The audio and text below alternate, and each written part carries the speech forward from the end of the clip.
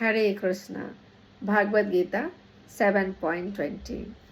काम में अस्ते अस्ते हर्ते ज्ञाना प्रपदन्ते अन्य देवताः तम तम नियमा मा अस्थाय प्रकृतिया नियताः स्वया। तो 7.15 में हम देखें कि 4 प्रकार के लोग मूढ़, नराधम, माया अप्रतज्ञानी और आसुरी स्वभाव के लोग भगवान के शरणागत नहीं आते। तो वे फिर कहाँ जाते हैं?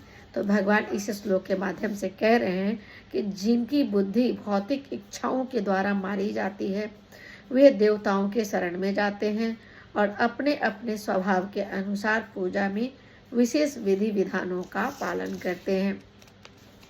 तो यहाँ और कहते हैं तात्पर्य में, प्रभुपाद जी तात्पर्य में कहते हैं जो भागवतम से ली गई है 2.3.10 से, अकामः सर्व कामो वा मोक्ष काम उदारति तीव्रेन भक्ति योगेन यजेत पुरुषम परम।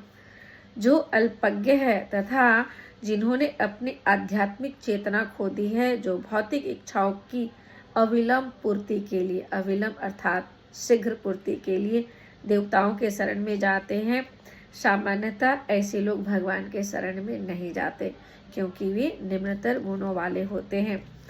देवताओं के पूजक छोटी छोटी इच्छाओं के द्वारा प्रेरित होते हैं और वह यह नहीं जानते कि परम लक्ष्य किस तरह प्राप्त किया जाए।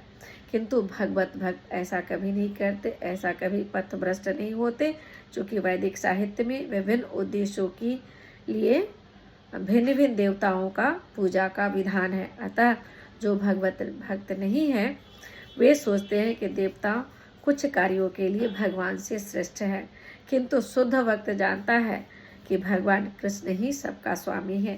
चैतन्य चरितामृत में भी कहा गया है कि एकले ईश्वर कृष्ण आर सब भृत, अर्थात केवल भगवान कृष्ण ही स्वामी है, बाकी सब कौन है?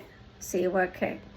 तो फलतः शुद्ध भक्त कभी भी अपनी आवश्यकताओं की पूर्ति के लिए देवताओं के पास नहीं जाते, वह तो परमेश्वर पर ही निर्भर करते हैं। अगले श्लोक में भगवान कहते हैं पुनः कि यो यो याम यम तनु भक्त श्रद्धा यार्चितुम इच्छति तस्य तस्याचलाम श्रद्धा मामेव विदधाम्यहम्।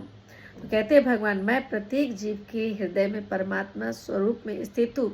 जैसे ही कोई देवता पूजन की इच्छा रखता है मैं उसकी श्रद्धा उसी में स्थिर कर देता हूँ जिससे वह देवता की भक्ति करे। पुनः आगे भगवान कहते हैं कि इस विशेष पूजा आदि का यत्न करता है जो कोई भी, तो उसे जो भी प्राप्त होता है वास्तव में उसे देने वाला मैं ही हूँ। भगवान कहते